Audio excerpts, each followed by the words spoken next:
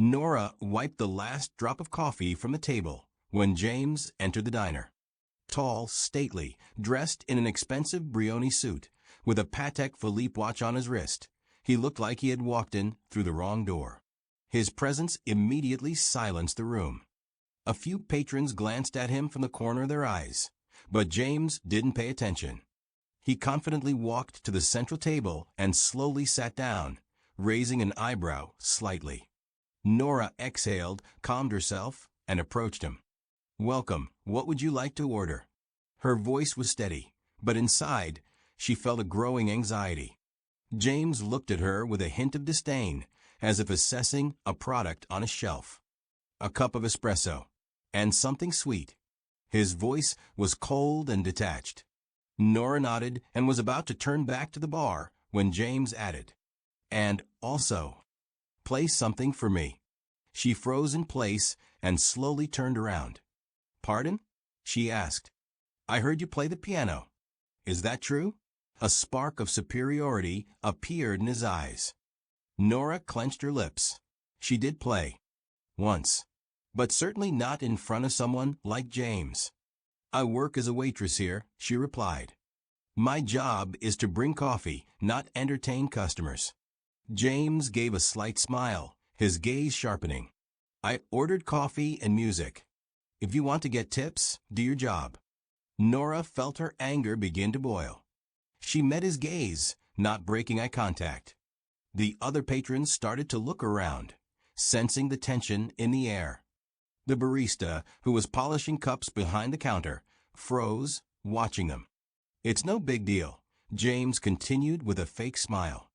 "I'm sure everyone wants to hear the Black Waitress play." Nora clenched her fists. Memories from her childhood rushed through her mind when she was at music school, constantly being forced to prove she deserved a place among the white students. She inhaled, trying to calm herself. "I refuse." Her voice was steady, but her eyes burned with anger. James smiled wider. "Afraid you won't have the talent?" Nora took a step forward and leaned closer. "I'm afraid you just won't understand." James elegantly laughed and stood up. "Well, let's see." He walked over to the old piano in the corner of the diner and struck the keys, which sounded off-key because of poor tuning. "If it's so hard for you to play, maybe I should try?" he said, pressing several keys in a dreadful combination. Nora looked at him with contempt, then at the piano. She slowly walked toward it, her steps light but confident. She sat on the wooden stool in front of the instrument and placed her fingers on the keys. "You want music?" she whispered. "Fine. Listen." The first notes rang softly, but in a moment, the melody deepened, became more intricate. Her fingers moved confidently over the keys, and the room fell silent. The patrons stopped eating. The waiters froze in place. The music was haunting, filled with both pain and hope. James watched her, his confident smile gradually fading. His gaze darkened, and his fingers gripped the edge of the table. Nora continued playing, and when she finished, there was complete silence in the diner. James began but fell silent. Nora stood up, her gaze cold and sharp. "Satisfied?" She turned back to the bar, leaving James standing by the piano, feeling something new rise within him, a sense of defeat. James slowly raised an eyebrow, his smile becoming even more contemptuous. He approached the piano, carefully ran his finger over the shiny keys, and turned back to Nora. "You know how to play, don't you?" he asked, his voice calm, but laced with cold mockery. Nora met his gaze, her dark eyes flashing with restrained anger. "Yes," she replied evenly. "Great." James theatrically raised his hands, like a conductor before a concert. "Then show us what you've got." An intense silence fell over the room. Nora stood, fists clenched. She wanted to leave, but her feet felt rooted to the floor. She could feel the eyes of everyone in the room on her, mixed with curiosity, disapproval, and impatience. "If you don't want to, I'll understand," James said, but there was a gleam of malicious delight in his eyes. "Just don't be surprised if it affects your career here." Nora gritted her teeth. She knew he wanted to humiliate her, to show that she was nothing more than a waitress who didn't deserve respect. Her fingers trembled as she approached the piano and sat down on the bench. "Nora, don't," whispered another waitress, walking past with a tray. Nora didn't respond. She ran her fingers across the keys, feeling their coolness beneath her fingertips.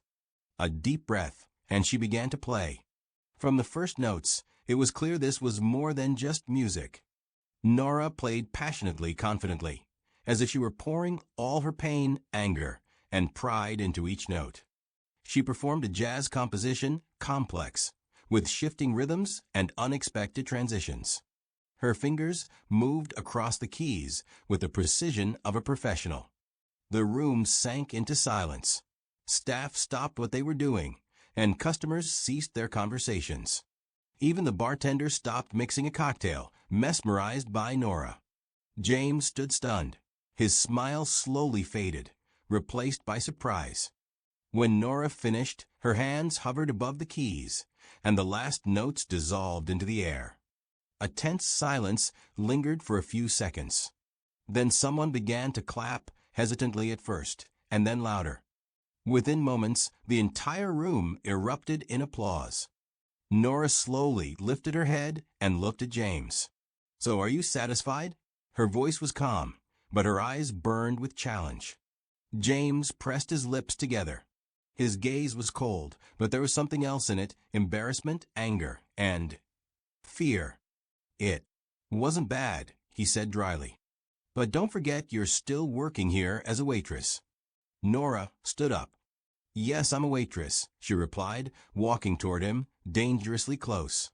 "But now everyone in this room knows I can do more than just carry plates. And I'm not going to let you humiliate me for it. Watch out that your pride doesn't cost you your job." James leaned in closer, his voice turning into a sinister whisper.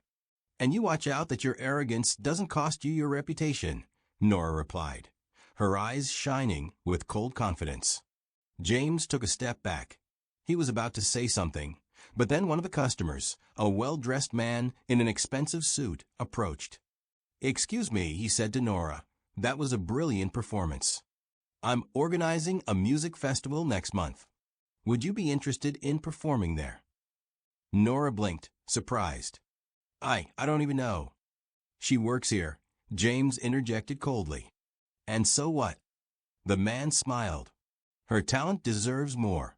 Here's my business card. I'd be happy to hear you again." Nora took the card, looked at it, then back at James. There was barely concealed rage in his eyes.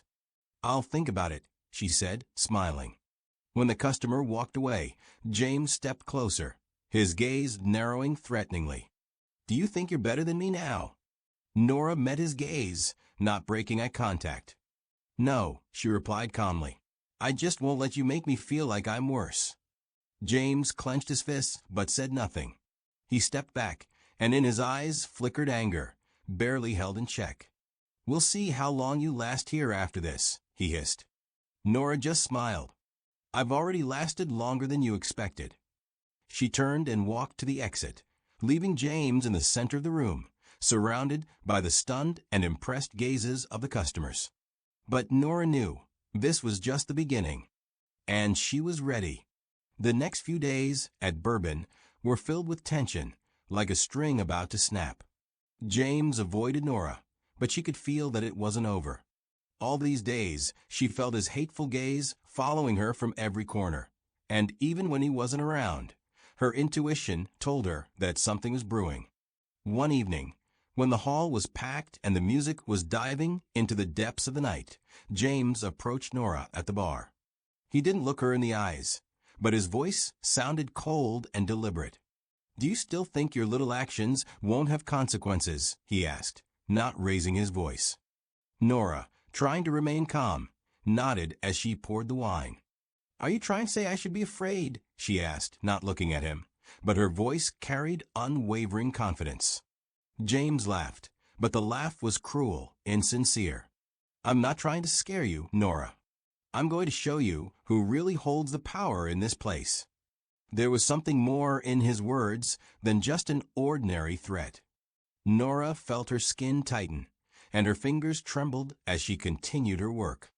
"If you want me to respect you," she replied, "then stop being so pathetic." James leaned in closer, his face now at such a distance that Nora could smell him, expensive perfume mixed with a sweaty shadow of tension. "You humiliated me again," he said quietly, but with a sharpness in his voice that she hadn't heard before. "This won't go without consequences. I always get what I want." And with those words, he walked away, leaving behind an atmosphere heavy with threat. Just a few days later, Nora saw the first consequences. She found herself at the center of inexplicable accusations from her colleagues. Everyone started putting obstacles in her way, as if it were part of some large conspiracy. At first, she thought it was just regular workplace difficulties, but with each passing day, the situation became more absurd. Trying to keep control, Nora approached the manager. This was the moment she first felt her position at the establishment was in danger. "What's going on? Why is everyone looking at me like that?" she asked, trying to remain calm, but her voice was already tense. The manager, a guy named Craig, looked at her with concern. He'd probably heard a lot about the events of the past few days, but wasn't ready for an honest conversation. "Don't you notice? Things have gotten much harder since that night with James. His people. They're saying you don't deserve your place here. You've drawn attention to yourself the wrong way." Nora was stunned. She couldn't believe James had set such a game in motion so quickly. A storm of anger brewed in her heart. "It doesn't matter. If he wants to fight me, I'm ready," Nora said, looking at Craig. "I won't stand by and wait for him to make me a victim." And this wasn't an empty threat. She decided it was time to take action. The next evening, Nora, without much thought, decided to strike back. She went to the bar where James often sat with his friends, influential clients who always supported him in his manipulations. Her goal was simple: to put him in an uncomfortable position. She overheard a conversation between him and one of his acquaintances, who was smiling and whispering something in his ear. Nora realized this wasn't just gossip. It was a web of intrigue, and James was behind it all. Feeling that this was her chance, Nora calmly approached the table where James was sitting. For a few seconds, they stared at each other, and then Nora, leaning in, whispered, "Don't think I'll let you manipulate me." James smiled, but that smile was cold. "You've made your choice," he said. "Now you understand who you're dealing with." Nora didn't respond, but her eyes said everything. She was ready for anything to win this game. And if James thought he could break her, he was very mistaken. The next day, Nora felt the situation slipping out of control. James was keeping her in his sights. He looked calm, but his gaze was one that suggested he was already planning his next move. Nora realized this could be the beginning of something much bigger. That evening, as the party in the bar picked up pace, Nora decided not to wait any longer, but to take action. She knew James usually sat in the same spot, surrounded by his people, ready to manipulate anyone who crossed his path. She couldn't let him keep her in fear. Approaching the bar, she saw James once again surrounded by his crew, laughing and telling something to his friends. Nora knew that if she wanted to achieve her goal, she had to act quickly and without hesitation. She walked up to his table, sat down next to him without warning, and, without looking him in the eye, said, "I know what you did, James, and I don't think you want this to become known to everyone." James paused, surprised at first, then narrowed his eyes. He didn't like being put in this situation. "What do you mean?" he asked, slightly mocking, trying to remain calm. Nora didn't flinch. She knew they couldn't avoid this moment, and if she didn't set things straight now, it would only get worse. "I heard you organized all of this. Told your friends how to make me a target for your games. I don't think you'll like it much if all of this gets to the manager or even the police." These words were hard to ignore, and there was something more behind them than just a threat. For the first time, She showed him she knew exactly who she was dealing with, and that she wasn't going to be his victim. James was silent for a few seconds, clearly thinking. His face remained cold, but Nora could see something boiling inside him. Then he smiled, but it was a sinister smile. "You really think you can threaten me, Nora? You have no idea what I'm capable of when you push me to the limit." She didn't look away. "You still don't get it, do you? I'm willing to go all the way, James. If you want a game, we'll play your game, but only by my rules. And know this, I won't back down." James smiled again, but this time it was a darker smile. He stood up, gathered his people around him, and threw one last look at Nora. "Be careful, Nora. You don't know what my rules are capable of."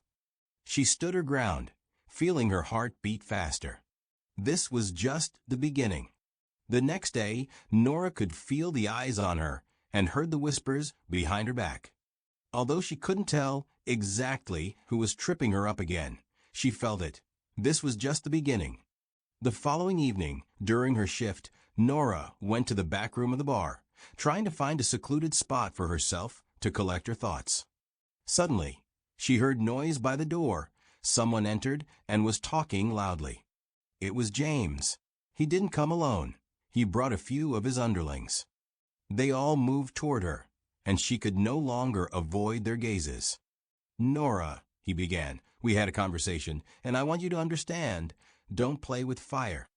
All eyes were on her, and Nora, though she felt the tension inside, didn't allow herself to flinch.